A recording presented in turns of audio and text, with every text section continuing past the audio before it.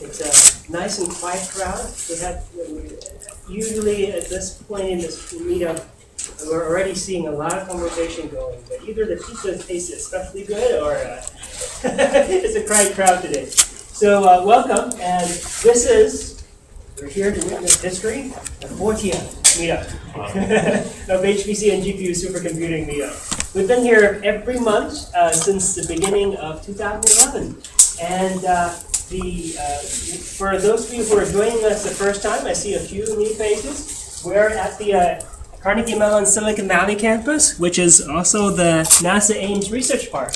And we're here in Mountain View, founded in 2002 as a branch of Carnegie Mellon Pittsburgh. Actually, Carnegie Mellon has many satellite campuses, some in Portugal, Qatar, South Africa, and one in Asia, in Shenzhen as well. But here in Silicon Valley, it's a campus that's specifically for the development of software leaders in engineering, business, and entrepreneurs. And we have mostly graduate programs here, masters and PhDs in ECE, with a variety of research areas as well: speech recognition, machine learning, context-aware mobile applications, and security. And I think we're coming up to almost 50 PhD students at this particular campus. About our meetup group. We are a group for the application of cutting-edge HPC and GPU supercomputing technologies to cutting-edge business problems. We're applying those to business problems. Our emphasis is on the useful application of supercomputing by practitioners or practitioners. And we have sister groups around the United States, in New York, here, Boston, and a variety of other cities. Right. The Silicon Valley group has been growing consistently, and we're up to 825 members. So if you weren't here last time, we had a wonderful speaker who gave us a talk on mobile image processing 4K, and I think he's also here today. Hi there. Hi, Kenji. And today we have another powerful speaker with us, Narayanan Sundaram, who's going to be talking to us about streaming similarity search over 1 billion tweets, data sets. And he's going to be, he's joining us from Intel. And I had the opportunity to do work with him at UC Berkeley in the Parallel Computing Lab. And not now. I know you're eager, but you haven't been to this meetup very often because we have quite a program before that. So at this point of the meetup, for those of you who are joining us recently or for the first time, we always give an introduction of what's been happening in the industry. And there's quite a bit of interesting happening in the industry. And in the HPC space, we can't take out the influence of government. But in this case, it's a good influence from government. Obama had this BRAIN initiative, the BRAIN project, which is actually an acronym for Brain Research through Advanced Innovative Neural Technologies. Academics, they like to do these GNU kind of acronyms. But it was actually announced over a year ago, in April 2013.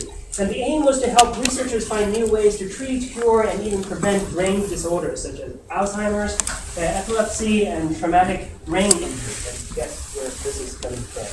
Traumatic brain injury. But with all these initiatives, the beginning funding was quite tiny, actually. $100 million, which is kind of small if you look at all of those big initiatives. But later on, the government followed up with quite a bit of additional funding on the order of $5 billion over 10 years, or $4 billion over 10 years. About $400 million at the beginning every year, and then after a few years, $500 million each year. But guess what? That's still not quite enough to achieve such lofty goals. So, National Institute of Health and the defense. Actually, right now, it's only the National Institute of Health actually put together a set of new initiatives that had a lot more concrete ideas about what are the different initiatives they would like to be getting funding for. And they published this 10-year plan. So originally, actually, I misspoke, it was a 12-year plan. But now, since it's a year later and the proposal is for funding starting next year, so it's a 10-year plan, is Brain 2025, a scientific vision. So they published this paper and basically outlined how they're going to be spending $4.5 billion over 10 years. Actually, sorry, $10 billion, was it? Yeah. Yeah, okay. So $4.5 billion, that's right, $4.5 billion over 10 years, beginning in the fiscal year 2016, which is middle of next year. And and this aims to map all activities in human brain that was initially given only a $1 billion budget to be spent over 12 years. Now, there's a little bit of this competition between Europe and US. And in Europe, they had a similar project called the Human Brain Project. I guess, in US, we took out the human. It's the brain. They had a slightly more mellow goal of seeking to reproduce the brain in computer form. And that project, also over 10 years, was funded 1.3 billion euros. Actually, sorry, 1 billion euros, around 1.3 billion US dollars. But, aside from the money, what are they actually going to be doing? So if you look at what they're actually going to be doing, there's actually quite a bit of HPC and GPU supercomputing components in here that could help them. So for example, on top, they have discovering diversity, identify and provide experimental access to different brain cell types to determine their roles in health and disease. Okay, so in order to identify those diversity, you might remember some of the keynote talks at GTC a couple years ago about people were peeling off layers of rat's brain and scanning them and mapping them in a 3D stack and then looking at the 3D structure of the brain. Something to do with the different types of brain cells and connectivities. And then there is maps at multiple scales, generating circuit diagrams at varying resolution from synapses to the whole brain. Also, a lot of these structure analysis and particularly structure simulation. The brain in action produced dynamic picture of functioning brain by developing and applying improved methods for large-scale monitoring for neural activities. And for people who have been involved in brain imaging, there's a lot of MRI imaging, a lot of processing that's involved with reconstructing those images from those MRI images. And then there is also demonstrating causality, linking brain activity to behavior with precise intervention tools that change neural circuit dynamics. Possibly something to do with machine learning or inference. Also, a huge area where high-performance computing and machine learning could be powerful. Any colors around that? Anybody involved in any of those projects? Taking a piece of the $4.5 billion over the 10 years? All right, maybe we can take a look and see if a piece of that pie can be yours. And then there's 7 goals total, but then there is the other goals which are kind of high level, identify fundamental principles, advancing human neuroscience, and from brain initiative to the brain, which is sort of circular again, integrating new technologies and concept approaches, producing goal 1 to 6 to discover how dynamic patterns of neural activities are transformed into cognition, motion, perception, and action in health and disease. So that's just a snapshot of the U.S. Brain Initiative. Could be relevant to some of the learning and research that you're doing. Anything else on government research? Interesting things that people are looking at? Well, at this point, we always invite others if they have something to add to these kind of news? Well, if not, well, after talking about the government, now there is also the industry part. Well, there is this group of GE engineers who are working with researchers from Arizona State University and Cornell University. That they're looking at using supercomputers to do simulations and applying it to the real world. And this particular place is applying that to boosting the jet engine design. And specifically, this is the jet engine's fuel injectors.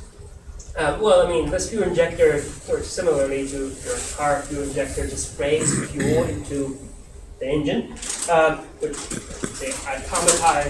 atomizes jet fuel by forcefully pumping it through a small nozzle under high pressure. Small nozzle, and anything you change in that nozzle has a large effect on how the spray happens. What they were able to do was combine the compute power available to the project, apply 10,000 computer processors operating simultaneously over 9 months to do these kind of simulations. And what was produced was actually something that was interesting and triggered some thoughts for me. Because they're talking about designing this next generation LEAP jet engine, which is the world's first jet engine that is produced with a 3D printed injectors.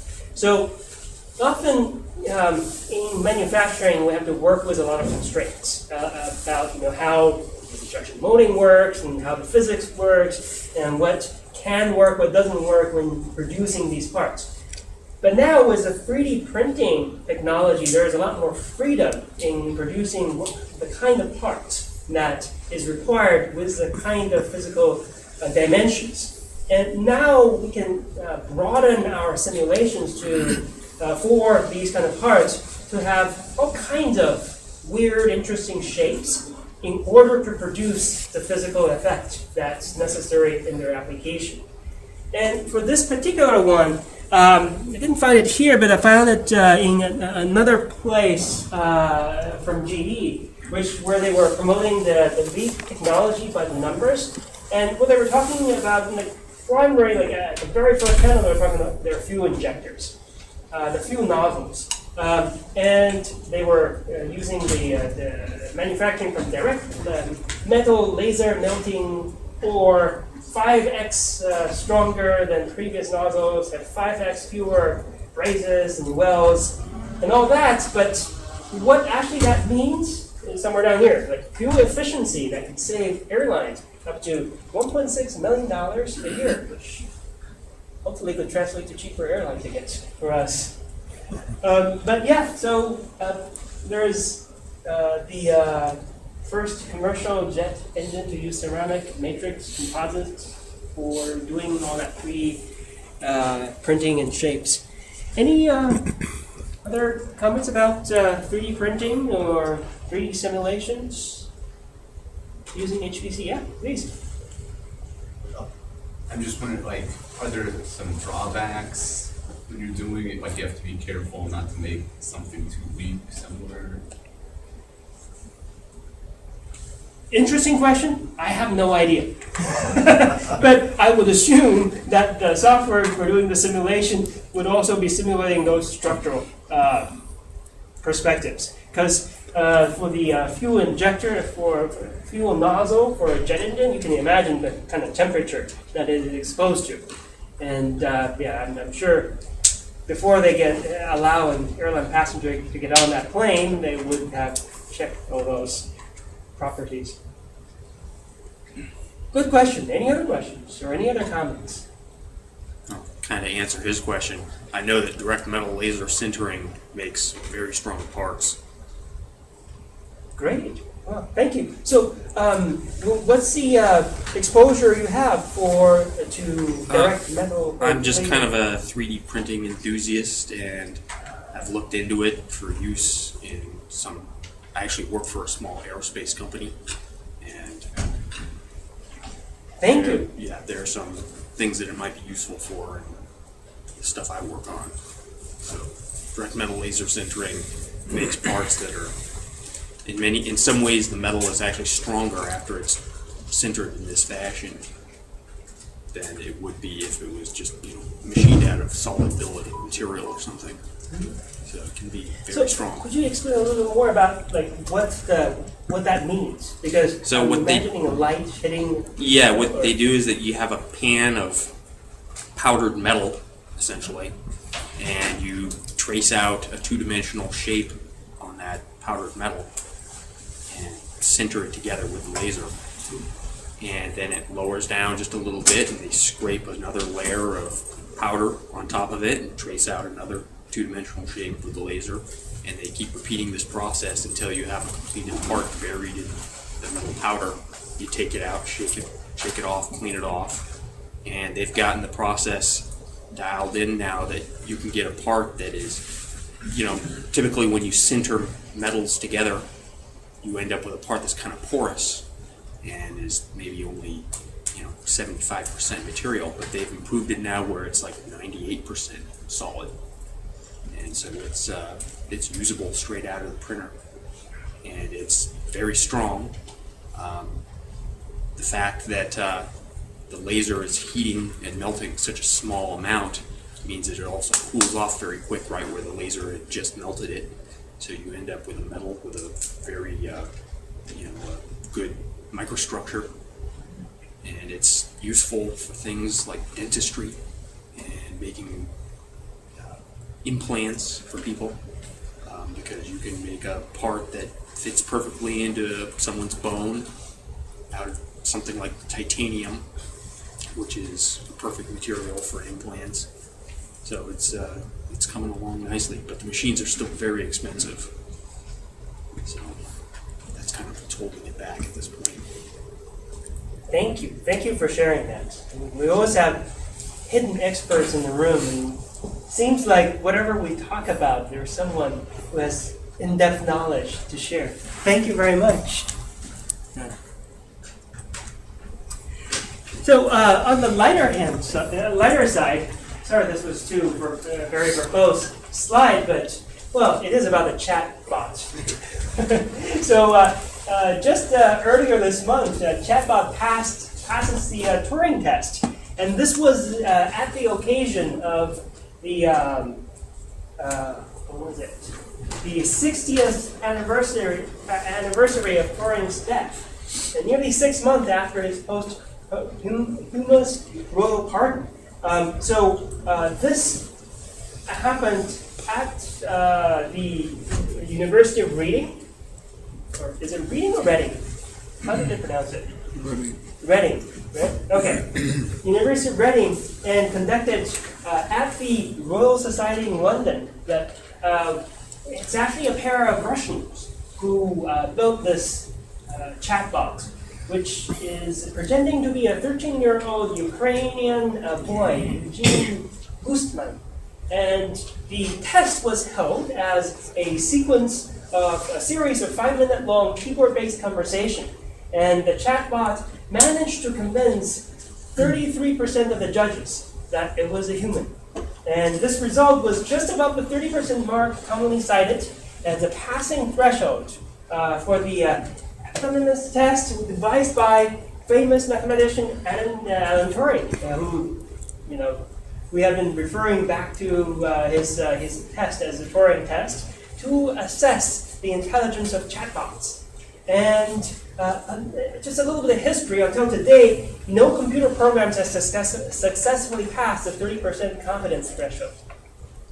And although there was several attempts that came close, and in the interview with the developer, Vladimir Vasilov and Eugene Dinchenko, in the interview, they attributed the success to their understanding of the millennials. And supposedly, the dialogue system is a know-it-all teenager, and that is capable of handling these vague and direct questions. And apparently, either is a demonstration of the advancement of computing, for the deterioration of today's millennials. Yes. Hi, I have a little background on that Oh, please. issue. Well, first off, that I've read a little bit about that particular test, and it, again, like Elbot and Eliza, it when it got specific questions, it sort of rephrased them and gave them back to you, or tried to change the subject. It did not actually understand what was being talked about. So, in the true spirit of what Turing was up to try to make sense of whether a computer can actually be intelligent, which was kind of a thorny question at the time. I don't think that this particular passing of his test really is very convincing, if you need convincing. But I know there's another very interesting background case from years ago. There was a program called Perry for Paranoid. And I forget who did it, but they put a mental model of a paranoid patient into their computer, and it had a database that contained information about, it had in hot button words. If you used the word done, for example, the internal threat level would go up, and the thing would behave a little bit more erratically. So it had this sort of pseudo-emotional response, which was kind of convincing to the people who operated it. And it also had a little database about this paranoid person who was supposed to be sort of a low-life gangster sort who hung out at racetracks and thought that people were trying to kill him and so forth. Very simple little mental model. And there was a philosopher at Berkeley who was hard over on the assertion that computers could never be intelligent because there's something different about human intelligence, and it can never be approached by us, just machine. And so they challenged him, and he went into a lab and had a conversation with Perry. And he said, initially said, this is going to be a push-up, this is not. And so finally, he started asking questions, and one of the questions that he asked to Perry was, Perry, do you know anything about horses? And Perry said, I go to the track every day. Not what you would expect with Eliza or something like that said. So he was kind of taken aback. I mean, it was a demonstration that if you had a sufficient database of what's, real world knowledge that a person would have about knowledge about the world, and a suitable emotional structure, that you could imagine that you would get reasonable human sounding conversation. But anyway, I thought that business about I go to the track every day is hilarious. There you go. Thank you. Yeah. I think it's a bit worrying. There's a couple of Russians pretending to be a Ukrainian boy. Given what's going on over there, you wonder what they're going to use it for. I have not thought about it from that perspective. Thank you for sharing that. I think some company were doing that. I think there is a company who does the speech-to-text translation. It will transcribe it's supposed to be transcribing your speech automatically to text and send it to someone. But later on they found the performance was not good, so they hired someone to transcribe that, to manually take a look at the speech. And then later on they got some legal issues because you're not supposed to listen to people's speech. Right? Yeah. But I think for the Turing test, I think it's not that difficult to pass that test compared to have a dialogue or conversation between the virtual machine and the real human. I mean, I don't see any system nowadays can do this kind of conversation. You look at Siri. Siri can answer your question, but it won't be able to continue the back and forth thing with you. Well, that's the limitation, in my opinion. Yeah. So it does if you swear at it.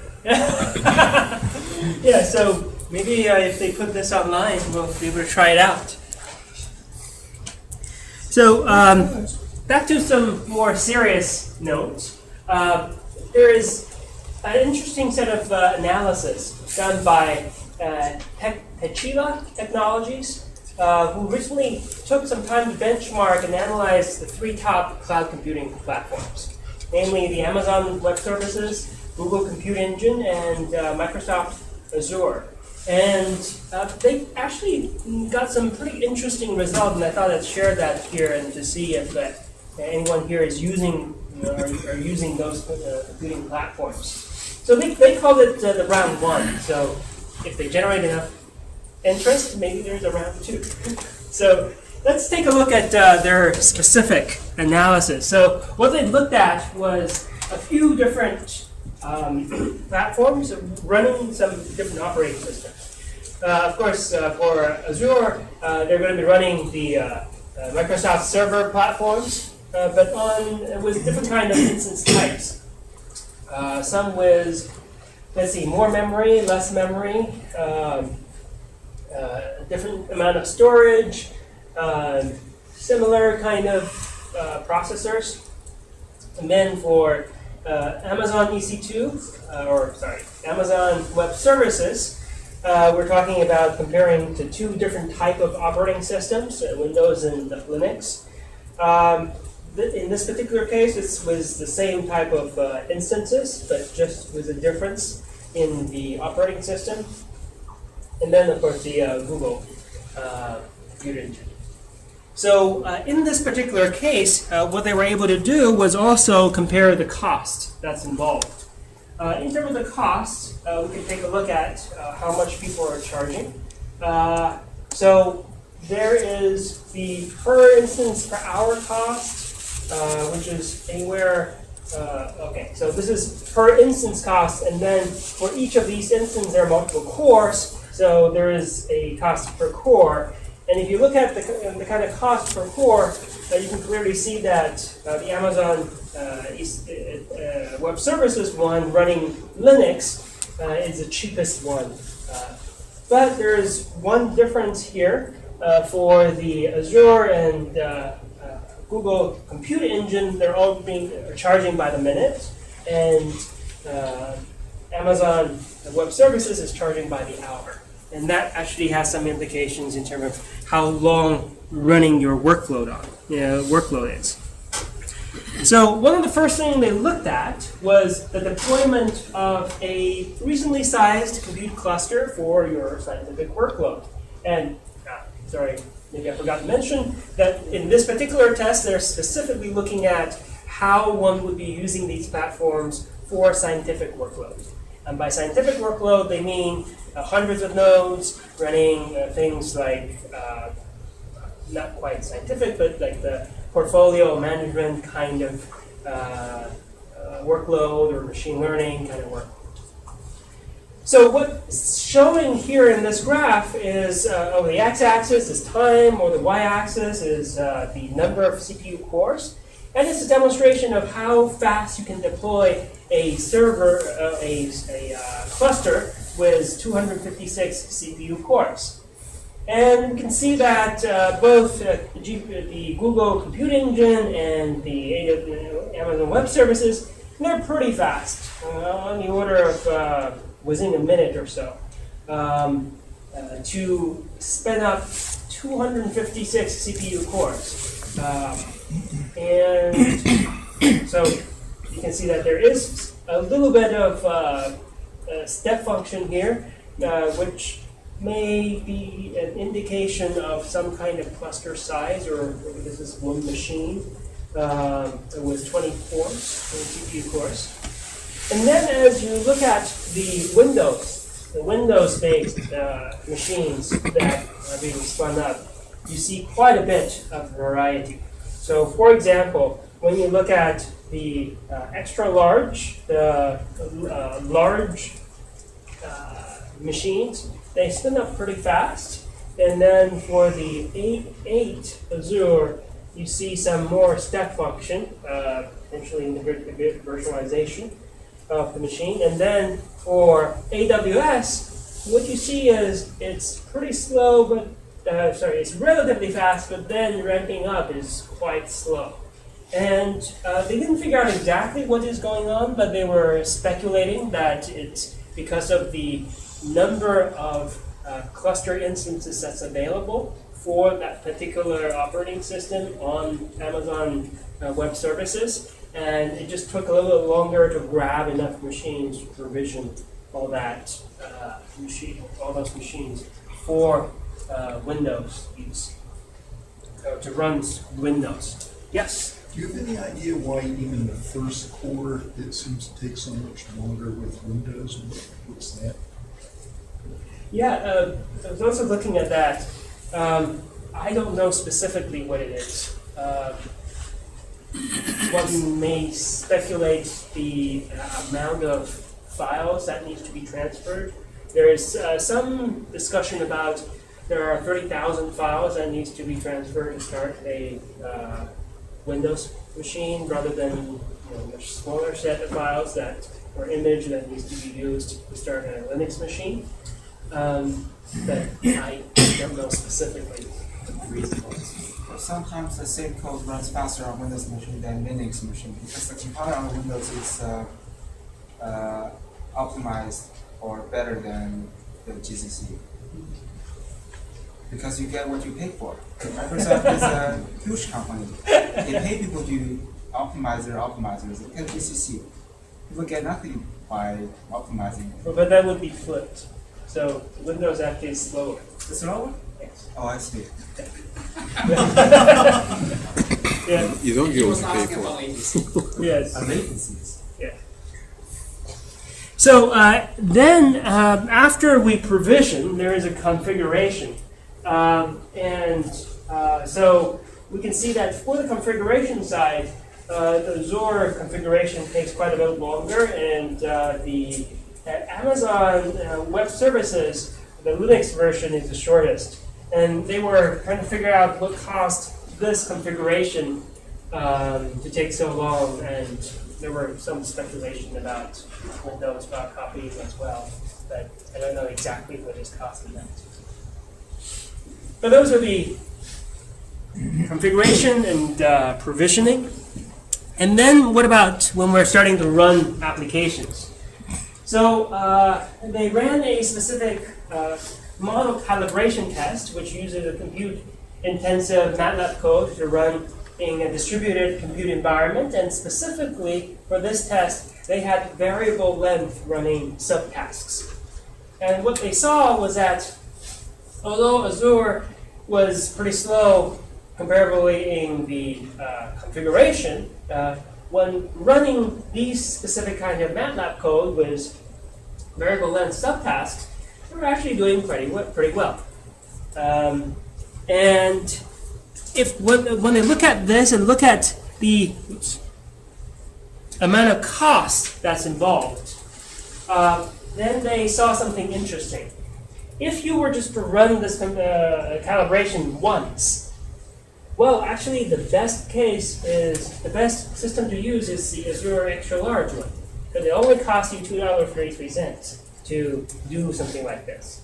But if you run it 100 times, then the cheapest one is actually the Amazon one, because it's actually charging you per hour rather than per minute.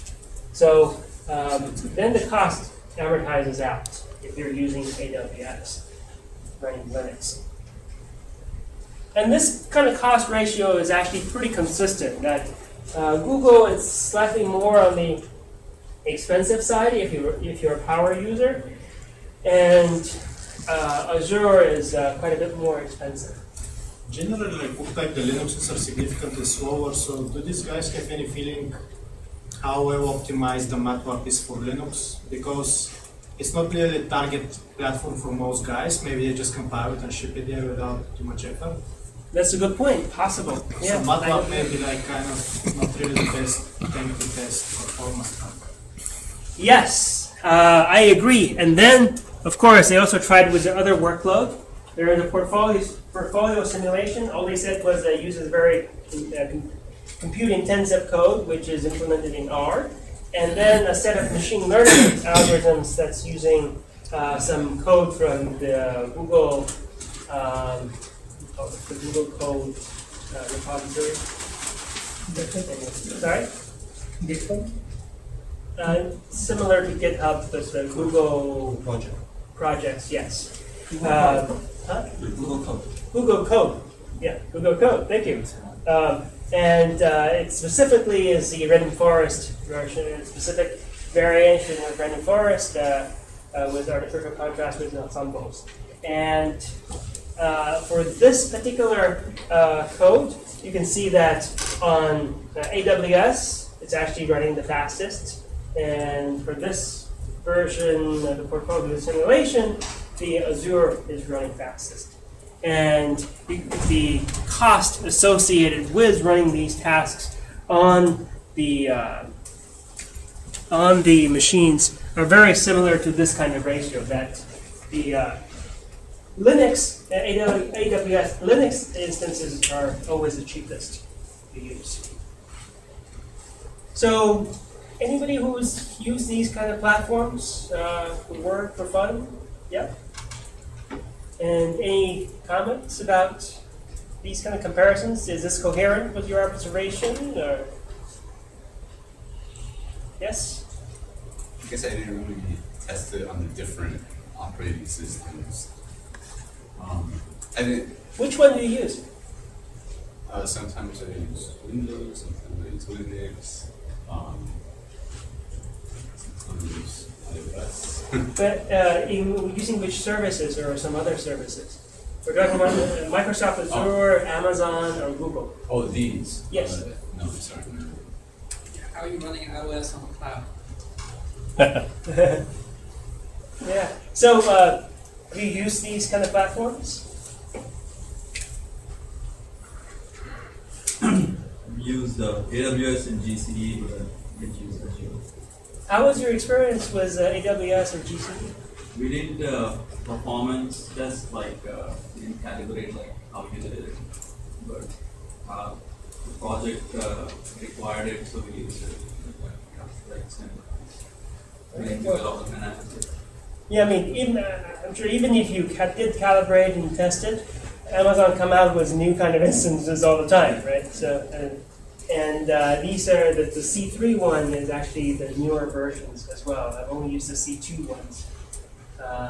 Actually, sorry, C1 ones and G2 ones. They're the new GPU instance, which is actually quite economical. They have the 4 gig. I think this is the Kaplan, the Fermi ones on there was 8 gig memory or 4 gig per GPU memory, and yeah, those were like 60-some cents, 65, 67 cents an hour, giving you quite a bit of processing power on the GPU. Is it a comment or just scratching your head? Okay. All right. So. Sold. So that's pretty much all the news I have. Other than that, upcoming events. There is the top 500 list is to be announced next week at the Supercomputing, the International Supercomputing 2014 in Germany. Anybody going there? Supercomputing? Yeah. Probably if you're going, you're already there, taking a week vacation. Yeah. Anything else from the month? Any news people would like to share? Would you be able to go back to the configuration slide? Sure. Configuration time. This one? Or yeah.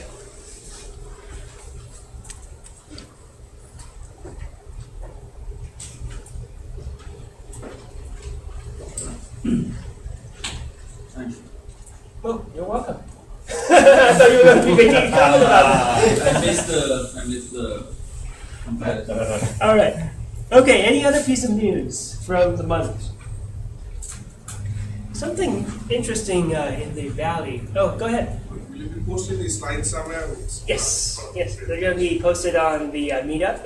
There is a more tab with files underneath, so you can download our slides from the Oh, and what about the video? Is the video going to be somewhere? I hope so. All right. Well, It should be on YouTube. I'll post the link. Right. Okay. If it works out. Great. Yes. Thank you. All right. So, yeah, a few things. We also make some announcement about hiring. So if your company is hiring, let us know. We'll help you announce that here. Baidu has opened up the Institute for Deep Learning in Silicon Valley. And Andrew Ning apparently is on board. And one of our speakers, or ex-speakers here, Brian Catanzaro, is starting there. It's his first day at Baidu today.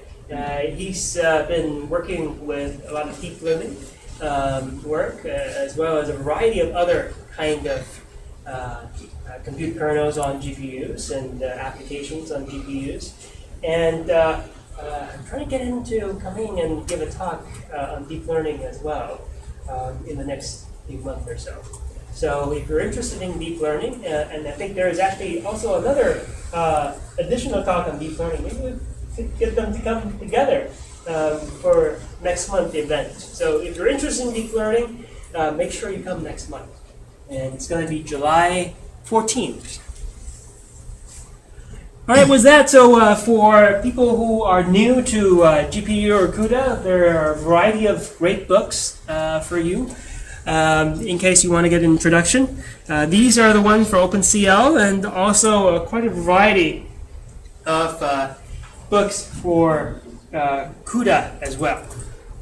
And if you are into parallel computing patterns, there are two books for parallel software patterns for parallel computing that you can reference. Good. So any other comments about this past month before we move into the talk and then step into next month before we have another meeting? Should we have new people introduce themselves? Yes, yes.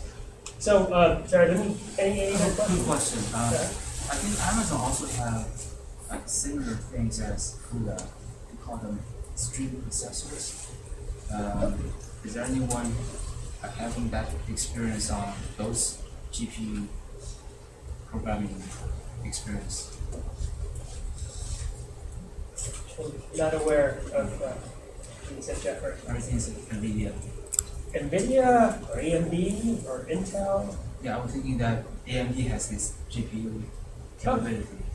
Yes, so they use OpenCL to do it. Any other language that they're promoting recently? Yeah, I'm not aware of it. All right, so thanks for your suggestion. So I see some new faces here. Would you like to introduce yourself? Should we start with the back corner over there? Hi, my name is Renuka Mendes. I'm a Senior Product Marketing Manager at Juniper Networks. I have some interest in HPC because of the networking aspects and building large Ethernet fabrics that scale up to tens of thousands of nodes. We've done that at Juniper as well as my previous job at HPC Networks. Thanks. All right, thank you. Welcome. Anybody else back there here for the first time? Yes, my name is Michael Hong. I work at VMware. I'm here for Excellent. Well, there you go. My name's Dana. By day I work at an aerospace company, but what I really want to do is work on software. And kind of a machine learning enthusiast, and I've been doing some programming for symmetric multiprocessing machines, but I want to learn how to do GPU programming, probably with CUDA, hoping to absorb some knowledge about that. Thank you. Welcome. Actually, your area is supposed to be the next hottest area after software. It's like, we're sort of over the hump for software, and now people are doing hardware. For example, there was actually just a recent talk, I'm not sure how many people have seen it, this is with MIT Media Lab's director, what's his name, Joey Ito, and Reid Hoffman, the president of LinkedIn. They had a talk earlier at one of the fireside chat type of forum. And they talked about the movement going from a software-centric, entrepreneurial, venture funding model to also the Internet of Things and devices. And one of the things that is changing today was that, well, in the past decade or so, software startups have been vibrant because they require little upfront capital. There is a lot of infrastructure supporting them, like the cloud computing platforms. And basically, they only require the smarts of the entrepreneur and the market to be able to bootstrap and start these startups. So it's very capital efficient. And back then, the past decade, the hardware companies, on the other hand, requires tens of millions of dollars of investment to get together the inventory, and then there is a whole set of market analysis and MBAs involved before you have enough of a proof in the marketplace in order to actually design something, produce it, and sell it. And then you have to work with all the channels to be able to put it on the shelf. So it was not as capital efficient. But now what is changing is with all these fast 3D printing prototypes and with all the new funding model like Kickstarters, where people are actually getting their devices funded, getting their market proven out, and getting their customers recognized all at the same time. And then you still start with these scenarios where you have a few very smart people have some brilliant ideas. Before they get an MBA on board, they're able to prove out a concept with minimal funding and be able to figure out what is going to be effective in the marketplace. So I'm actually pretty envious at you guys with these prototyping and hardware and a 3D printing background, because that's where the future is. Hope you're right. Yeah, so but that is a great talk if you are interested. If you just search for Reid Hoffman and Joey Ito, it was a talk they had last month. Anyway, anything else to share with the group? All right, so let's continue with the introductions. Any other people joining us for the first time? Yeah. Hi, I'm Narayanan. I'm the speaker for today, and I'm working at Intel Labs.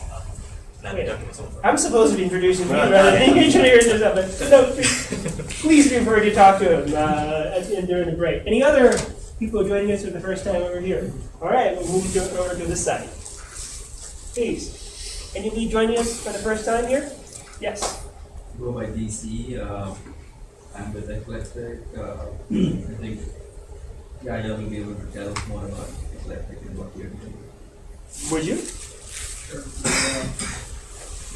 We're trying to, problem a lot of times is you do things that are really dynamic physical simulations is that you tend to be bound by memory access rather than computers. So in the past, there have been a lot of discussions on what's faster here and there, and in my eyes, both have problems. And so what we're trying to do is we're trying to build a sort of like a locality enhancement engine that then reorganizes data structures on the fly and feeds them locality enhanced GPUs. So if anybody's here that knows about GPUs, you know how important memory coalescing is. So what we're trying to do is go after a problem set that's a very dynamic problem set. So for example, simulating adaptive physics. So if you're doing something like a finite element method that's static, the best way to lay it out is arrays and pointers into that array. But that data structure is static. So a lot of the advanced supercomputers, when they build simulations on them, you end up having the adaptivity offline. What we want to do is adaptivity inline. So if you can think of this massive hundreds of millions of tets that are all adapting and subdividing in an unstructured way, that doesn't work very well in a GPU, a CPU, a Xeon Phi, anything. Because even on a Terra supercomputer, which is really good at really irregular workloads, they're horrible at floating point. So this is a known problem. I mean, people understand it. It's just that what the conventional mantra is, well, don't do that. Lay it out as arrays and do a static problem. Could you summarize to us, so what's your role in addressing that? System architect. System architect, thank you. And the company's role? We're building essentially a server board that has a floating point accelerator, a CPU, and we're building a custom memory accelerator. So it's basically a 3 node server board that plugs into a conventional rack circuit. And then we have the whole software stack on top of this. Great, thank you. Thank you for sharing that. Well, if you're ever encountering that kind of a workload, you know who to go to. Anybody else here joining us for the first time? Yes? Hi, I'm Alex Hunter. I just finished my master's degree in France in Narayanan in library. Welcome, welcome. So this meetup wouldn't have happened without sponsorship from NVIDIA. So thank you, Calissa, for presenting NVIDIA here, and also thank you for joining us. Great. Well, with that, let's have a quick break, grab some more refreshments and drinks, and then we'll be back and we'll hear the talk from Narayanan.